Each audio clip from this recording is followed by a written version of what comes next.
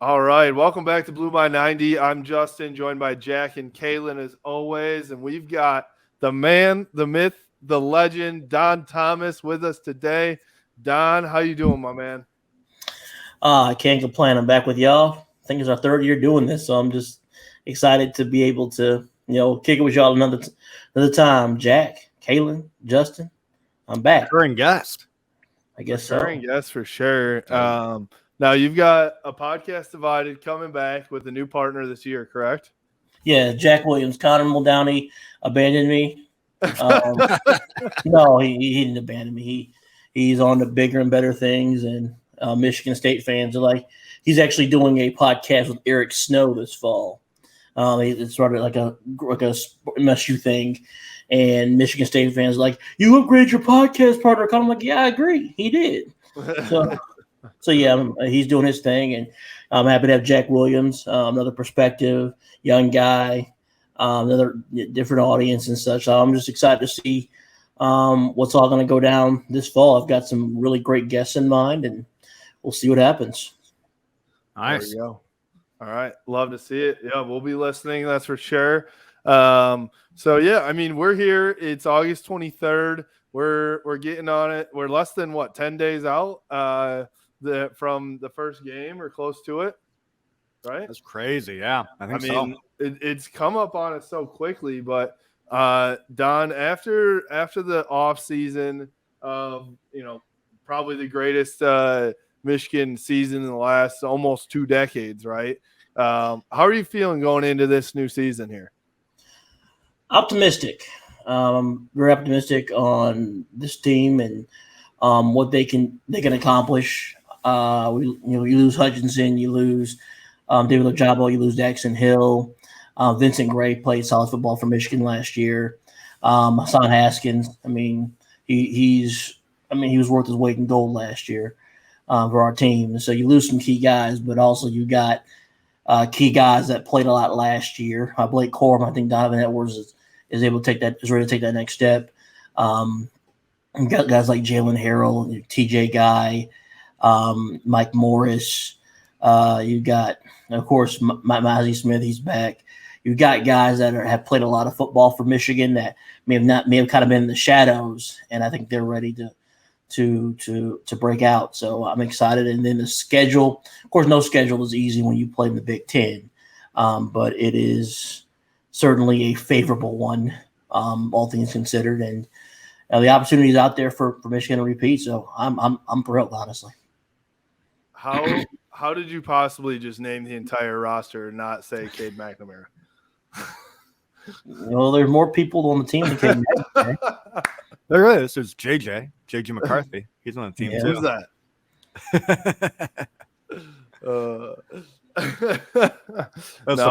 I'm just messing with you, man. Just messing with you. But no, I mean, I agree with you that Cade and JJ and a lot of these other guys that you named there coming back. It definitely makes for an optimistic Michigan fan. Now, I'll be honest. I'm trying to hold back my optimism. I'm trying to, because I don't know. Last year I went into 2021 with almost zero expectations, and it worked out Great. Well. I don't want to have high expectations. You know what I mean? Yeah, I think that's certainly important. Last year around this time I actually picked Michigan to go 11-2 and go to New Year's Six Bowl because I really believe Michigan was poised to have a breakout season, and I thought 2020 was an aberration. And I actually ended up being wrong. They went 12-2. So it's okay. So I'll just tell Michigan fans out there who are kind of I don't want to, I enjoyed last year. Last year was so much fun. I don't want to get my heart broken. It's okay. I really believe that it's okay to reasonably expect Michigan to continue year in and year out, and to not be in a place where you're, it's whatever. It's okay if they go 8-4, 7-5.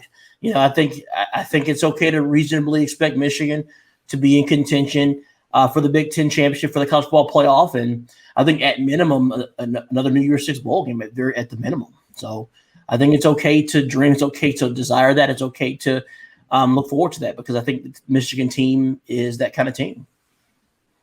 Now, Jack, as the positive vibes only guy on this podcast, how are you handling, trying to stay realistic but be optimistic as well? I mean, I'm always going to be optimistic. I think it helps that last year Michigan was very successful, so my optimism is realistic this year. Does that make sense? Yeah, like so you're saying like if your outlook is like 11-2 or something. Yeah, then it's like pretty standard this year. Then like I'm good. Yeah, it's true. I think you aren't like you definitely are not like crazy. Like Don, to be honest, like when you said 11-2 or whatever, like people were for sure calling you crazy. Oh no, and then with the receipts that I pulled at that Penn State game. What about now? How about now? So it's just it's because it wasn't just me just blowing smoke. It was actual just looking at what we had and looking at the units and just if things and I just saw the way that what people didn't realize is back in 2020 we didn't have spring ball, we didn't have spring ball, we didn't have summer workouts, we didn't have fall camp, and we basically literally just went into we went from a couple weeks of practice and straight into Big Ten season. And for a team that replaced as many starters as they replaced, it's going to be helter-skelter, which it was.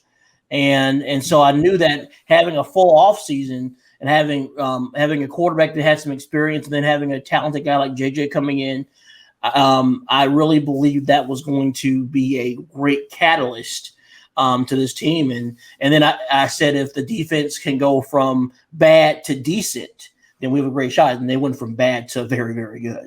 So I think that same attitude, that same mindset is there. And you've got leaders such as Blake Corum, such as Mozzie Smith, such as DJ Turner, such as Cade McNamara that can be able to carry what was there last year and their work last year into this year. That was just like a total like turnaround though. Yeah. Between 2020 to 2021. So I mean, to say like, oh yeah, they went 2-4, I think. 2-4 to 11-2.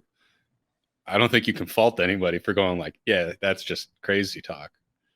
But I mean, at the end of the day, like you said, you got the receipts, you can cash them in. So oh yeah. Kudos to you. I hope I get to cash in a few more receipts in a couple of weeks, but we'll see how that goes. What receipts are those?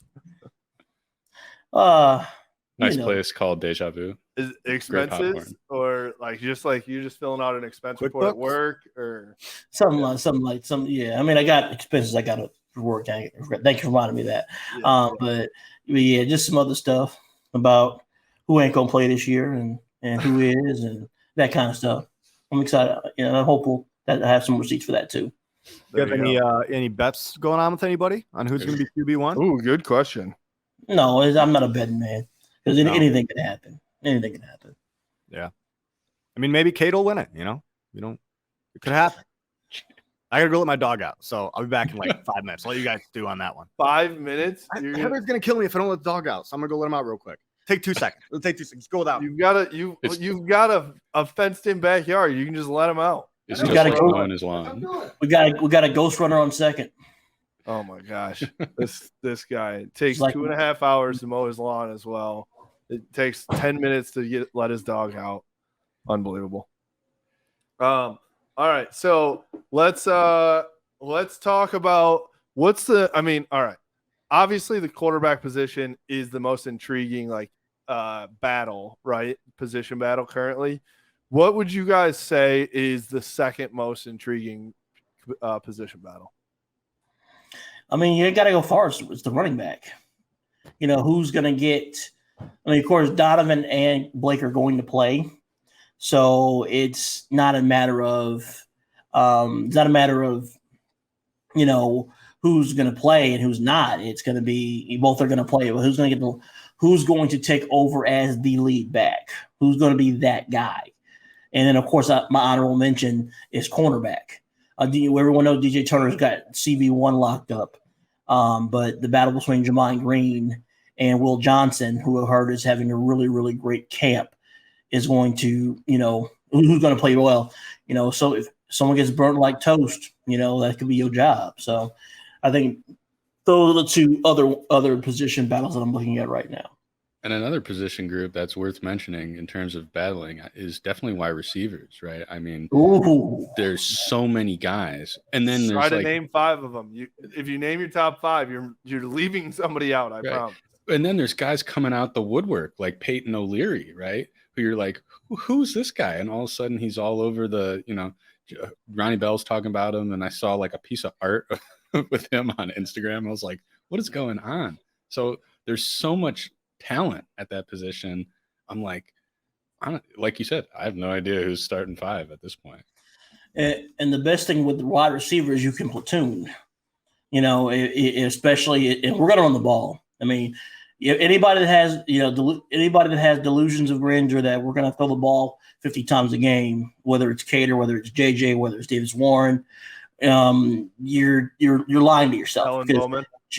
Alan Bowman, I forgot. Yeah, yes, thank you for reminding me. Alex Orji, Jaden Dillegal, yes. Yeah. All of them, and then whatever walk-ons, we love you, what I have named. And the thing is, we're going to run the ball. We're going to run the ball. We're going to eat clock. That's Harbaugh.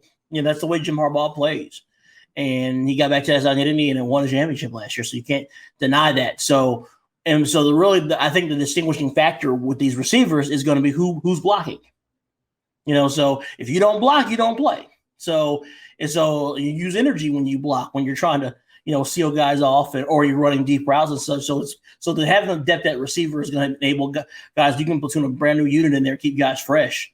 And so we can just kind of keep just running at them and just coming at you and at you and at you. So I think, Kayla, that's a wonderful, that's a great observation there as well. I wonder too, honestly, when you're going against some of these secondaries, do you run, 3 wide receivers out there and then have them do go routes and then get a new 3 in there, have them do go routes? Honestly, you could outrun a team on some of these, with the depth that we have at the wide receiver position. Yeah. And you can run those go routes and really run a draw. Basically, you're taking the corners and the defensive backs away from the play. You can run a draw play for Blake Corum. You run a quarterback draw. You can do a reverse. I mean, you can do a lot of things. I mean, I was a defensive guy. I was a defensive player in high school, so that's kind of my thing. But offensively, I mean, there's so many things you can do having that kind of depth. Absolutely, I think the running back position that you mentioned right away too is very interesting, because I think that there are a lot of people out there that just assume that Blake Corum is going to be RB1 the whole time. But I'm pretty sure that Donovan Edwards is making a push for that. And, they talked about it too, of what, last year it was thunder and lightning, and now it's just lightning and more lightning.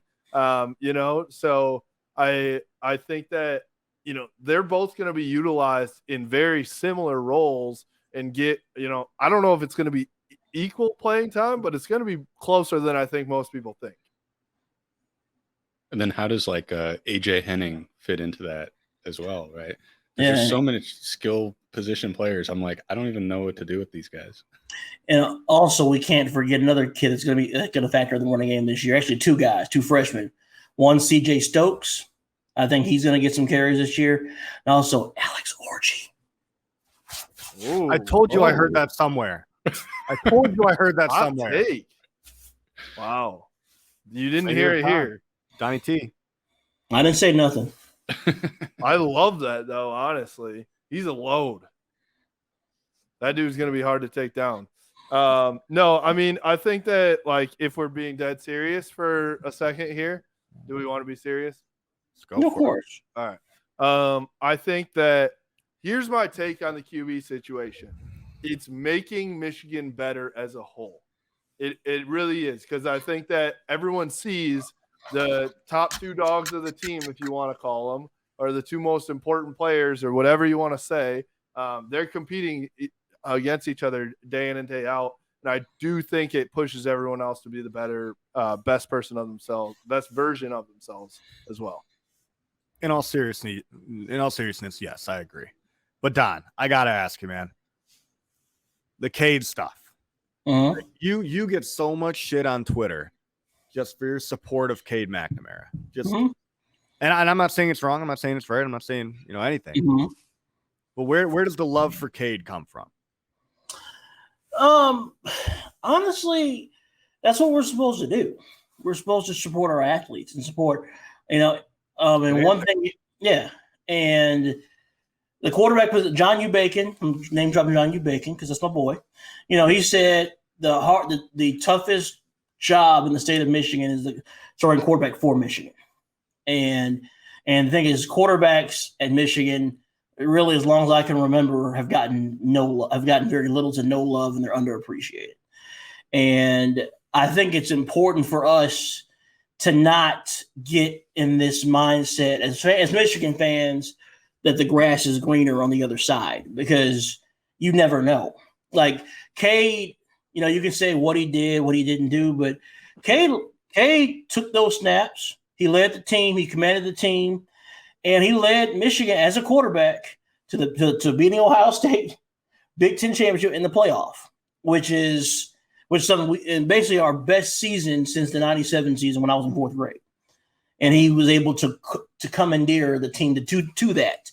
And I think we should appreciate that because, y'all, there's so much more that goes into playing the quarterback position than passing yards and touchdowns and interceptions. There's so much more that goes into it. And if you judge, those are pretty big parts of it, I would. Those are important components. Correct. But it's important that you got to get Cade only had 15 touchdown passes last year.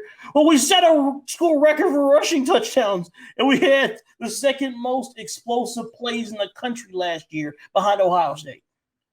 So we still got our explosive plays. It just wasn't as aesthetically pleasing to the eye because of the new wave of college football now, because you got teams throwing 40, 50 times a game. And that's never been Michigan.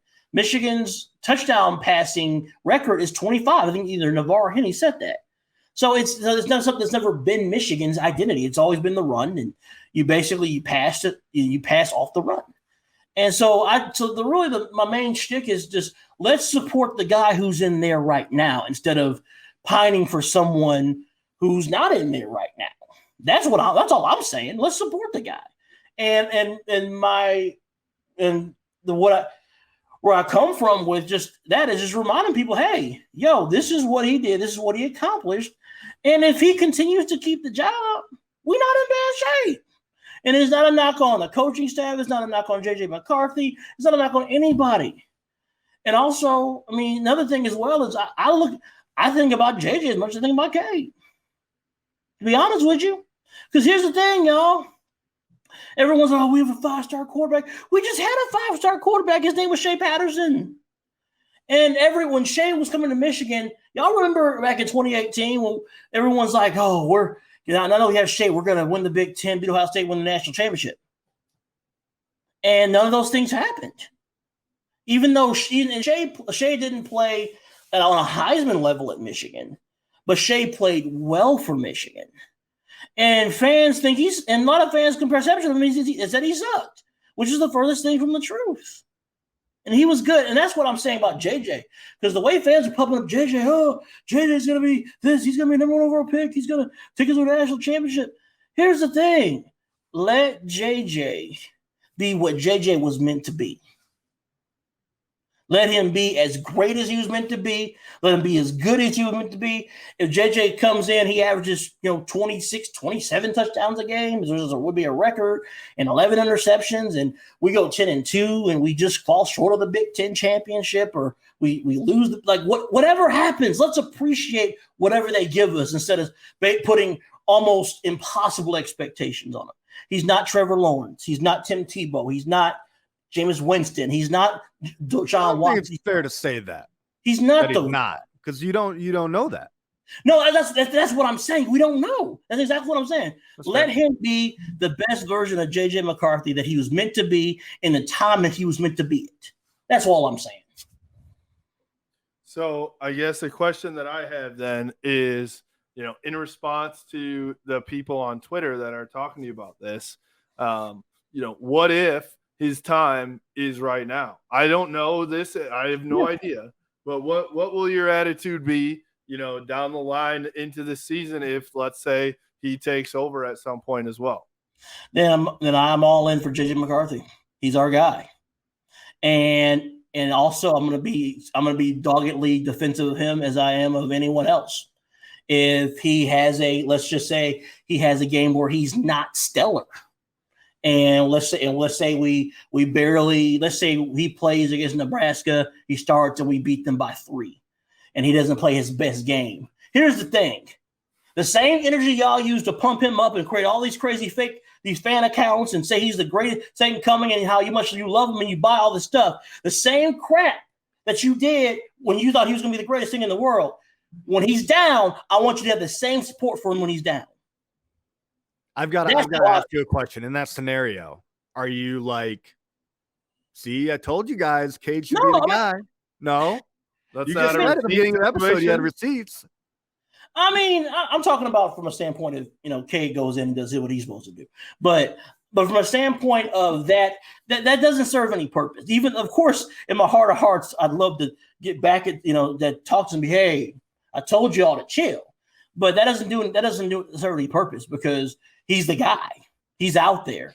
He's Michigan's quarterback. And if I'm truly a Michigan fan, a Michigan supporter, I'm going to support the guy who's out there for Michigan.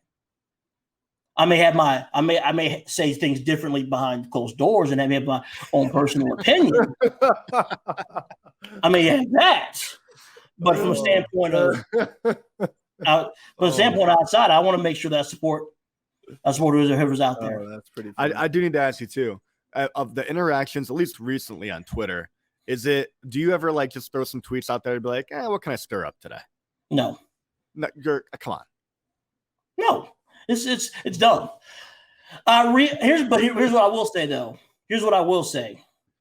When I have something on my mind and heart to say, and I tweet it, I'm thinking about, this is gonna get. I do realize it's gonna get. You know what you're doing. Sometimes I know that it may get some response, but no, it's dumb. I mean, the tweet. I mean, I do so, but however, I do that sometimes to Michigan State fans in my tweets. I do that sometimes. But that's literally what every Michigan account should do. But I realize anything I say about Cade because of just because of me talking about me supporting him, my relationship with his family, and like I said, me and Cade aren't best friends. We're cool.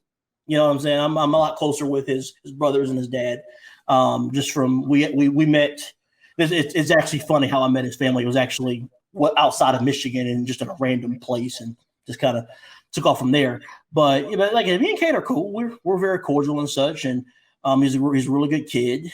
The same. So because of that proximity, and folks having a desire to see JJ McCarthy out there, those things kind of don't sit well together, and folks respond in kind. I mean, hey, it is what it is. But no, I'm not here to be petty. I'm here to be educational, informative, and I realize sometimes when I do that, it's not going to be taken very well, but it is what it is. I mean, it's definitely, here's the thing. It's a sensitive subject at the moment. Of course. For everybody, and nobody knows what's going to happen in the next 10 days on September 3rd, except for the guys inside of Schembechler, and probably not even all of them know what's going on right now, because it's a battle. That's the point of it. So, I think that ultimately it's good for Michigan. And, I think that I think that both guys are mature enough that however it plays out, they're going to be, good about it to each other. Obviously, I'm sure both of them would love to be the starter. That's the point, right? I love that about both of them. And so I think that they're mature enough. They're big boys. They'll figure it out once we get into things here, and I'm excited for it all. So, like you said, Justin, they're big boys. Who's the bigger boy? Are you trying to make jokes that I was making earlier? Was it good? Yeah, it was really good, man. Thank you. Really all right. good. I was just trying. That was very funny. I'm still laughing, actually. It was so funny. Internally, yes. Yeah. All right. So, Don, tell us more about your pod. What do we got upcoming for you? What's coming up here? Tomorrow we're gonna or Wednesday. What's the date? August 24th. I'm actually going to have Brian Lewerke back. He's like our our recurring guest. And the funny thing, funny story with him is when he first started playing for Michigan State back in 2016, I thought he came in as mop-up duty and broke his leg when Jabril tackled him and all that. So I thought his name was Lewerke. And so the song that popped in my head, which was the popular song around the time, was "Work" by Rihanna. Yeah. And so now that he's been on my show, like I think 2 or 3 times now, and his theme song of my show is Rihanna's "Work." So I'm gonna play that song every time he comes on. So I'm gonna look forward to having him on, and I'm trying to get Shay on, but Shay doesn't like doing interviews and stuff. But hope he does me a solid. But dang, dude, is he big timing you? Man, Shay's one of them people where he picked number 1 overall in the draft, gets a big head. No, Shay does what he wants to do when he wants to do it. That's just kind of the person he is. If he wants to play golf, he'll say, "Hey, you want to," and he wants to do it right now. "Hey, Don, you want to play golf?" I'm like, "Dude, you're 5 hours away." But you have practice? Huh? Don't you have practice? No, man. He's And so the funny thing is that people make fun of him with golf and such, and it's just stupid because all quarterbacks golf. Just about every quarterback golfs. Because that's just kind of their thing. It's like pitchers in baseball golf on their off days. That's just what they do. But Josh Gad has he joked about it and turned it into a bigger deal than it should have been. So it's whatever. Oh man, I never made it as a quarterback or a pitcher. I'm a terrible golfer. Some days I'm good. Some days I suck. That's mainly golf. I mean, that's golf. That's golf. Have you ever had Javon Ringer on the podcast? I have not. Dude's got if you put him in his prime in the NFL right now, he might have the biggest legs in the league. Yeah, he was a monster. Him, AJ Dillon, who's the other one? Saquon Barkley. Dude has tree trunks, man. These like me. If you watch the YouTube video of our interview with Tracy Smith, you see my beefy legs next to Rose's little bird legs. It's nice. Jack's pitching in relief. You act like hold on. You see the video? Like they're like super muscular quads that you have. It looks like it in the video. It's all that matters. Huh? I don't Great need lighting. to perform. You don't need to perform. I'd love to all see glamour you squat muscles. like one time. All glamour muscles. All right. I'm done with you. I'll tell you that right now. Wait. Can I talk about my experience golfing with Turtle? Oh my God! Nobody cares. I'm kidding. I care. I do care. I saw it. That was pretty sweet. That was cool, man. I mean, he's a great dude. I promise you, I'm not friends with him at all. I was literally just paired up with him in this golf outing. That's pretty cool. It was like he was about. I've met a lot of like down to earth people that are like don't need to be. Was that a short joke? No, I'm not that. Because he's closer to the earth. Yeah, I mean that definitely works. I guess he is a little guy. I will say that, definitely a little guy. But he like literally acted like a normal, like anybody else in the world. Was super cool. That was definitely, if 2010 me had like 1 or 2 people to pick, yeah. I would like top Turtle 5. would be it probably for me. He's like top 50. Yeah. Top 50. Yeah. No, that was an entourage was big. He'd be top 5. Yeah. I mean, I watched that show religiously. Like I never got into it until like 5, 6, maybe even more years ago. But like I loved it. I just like binged it. It was like when I first watched college, Game of Thrones. Just binged dude, it. When I was watching that show in college, it was like I just wanted to be them so bad. Because was just like all they do is like literally golf, go hang around, drive around, party, do it all. It was like it's a college kid's dream. Man, honestly, I golfed in a tournament last year with 4 Heisman winners in one tournament. Wow.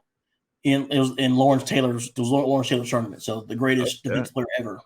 We had Marcus Allen, Bo Jackson, Eddie George, Marcus Allen, Eddie George, Bo Jackson. I forget the other one, but Johnny yeah, Manziel, not Johnny Manziel. Tim no, Tebow, it was another running back. It just Bryce Young. Mark Ingram. It just slipped my mind on Mark Ingram. But yeah, it was my interaction with Bo Jackson was Herschel Walker. Was it Herschel Walker? Was Herschel Walker? No, it was Herschel Walker. But Eric Dickerson. Eric Dickerson was there, but he wasn't. I don't think he won the Heisman.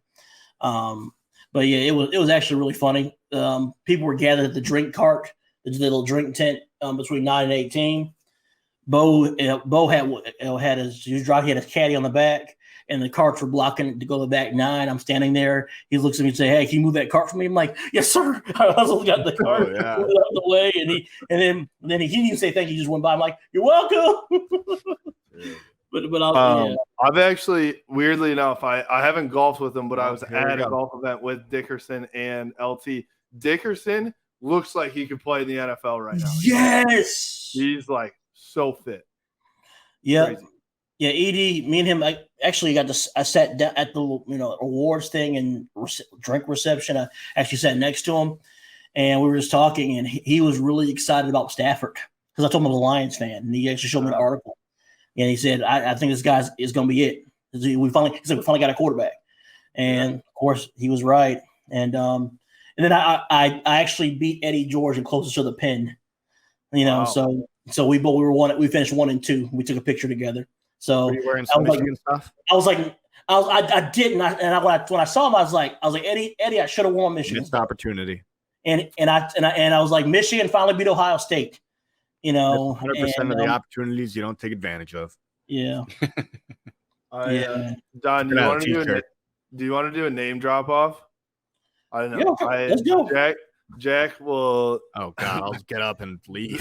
No, because think about people on Twitter. Don Thomas. People like Don Thomas talks celebrities and stuff. I'm like, yo, these are my friends, y'all. He stalks people. He follows people around, and he makes them want to be your friend. Like some of y'all are stupid. That's all I gotta say, man. Some of y'all are stupid need to mind your own business. Straight up. You have no idea. You don't know me. Here's the thing, y'all don't even know anybody that knows me. So shut up and mind your own business. That's all I gotta say. Man. I'm tired of y'all. Don Thomas, how are you gonna picture with everybody? How are you gonna picture with this person? That's what happens when you have people that are friends. That's what happens when you have friends, y'all. And I have friends that you may know. I got a bunch more that you don't know who they are because they're not in the public light, okay? It's called having friends. That's all I got to say, man. Tweeting from your mama's basement. I'm tired of it, man. Tired of it. How did we get there? Tired of it. I'm tired of it. Oh, you guys did the name drop-off thing. Yeah. Name drop-off thing. Yeah. How the hell did we get there? But Jesse, you're a celebrity, man. You got the NIL stuff going on. I'm not a celebrity. No, I'm not. No, I'm nobody. You're that guy. I'm that guy that nobody really knows who I am. Who is Justin Rowe? Everyone's like, he does something, but nobody really knows what I do. So, I don't really know what I do. But it's a great place to be because then nobody can hold me accountable for things, It's perfect. You're going to be like that guy in Office Space where they're like, did we fire him? I don't know. We just moved his office to the basement. What would you say you do here? All right. Hey, well, Don, we appreciate you, man. You've got a lot of good things to say. I know the people are hard on you, so you got thick skin though. You stick through it. You're a good dude down at heart.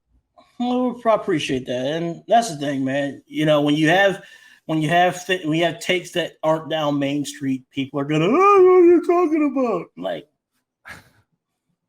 it is what it is, man. Yep. Hey, you like me, follow me, don't block me. I don't care. I'm gonna say what I'm gonna say. Yeah. Don't change for anybody. You miss out on 100% of the hot takes that you don't put out there. Yeah. Yeah, it's funny, and I love the Michigan fans. Actually, I'm not going to name any names. Well, someone actually on Twitter was like, "Name them. Who do you hate most?" Almost had him. Ooh, I don't hate anybody. I just choose not to invest my energy in places that aren't good. Positive vibes only, man. Yeah, and yeah, because I actually had one person. There's one person on Twitter. I'm not gonna name their names. I'd love to and be petty, but they told me a couple We'll times. leave it out. We'll leave it out. This fan base doesn't need you. Oh, damn, It dude. doesn't need none of us. Michigan was here before we all were born. It's gonna be here after we're all gone. They don't need none of us. It's like and I've had people. We don't claim Don Thomas. I'm like, I don't need you to claim me. All right. Well, you can follow Don at Real Don Thomas. Is that right? That's right. All right. Follow him there. Follow a Podcast Divided as well. And you can follow us at Blue by 90 on Twitter, Instagram, Facebook. BlueBy90.com is up and running. Check out all our stuff on there. We appreciate you guys. Go Blue. Go Blue. Blue. Go Blue.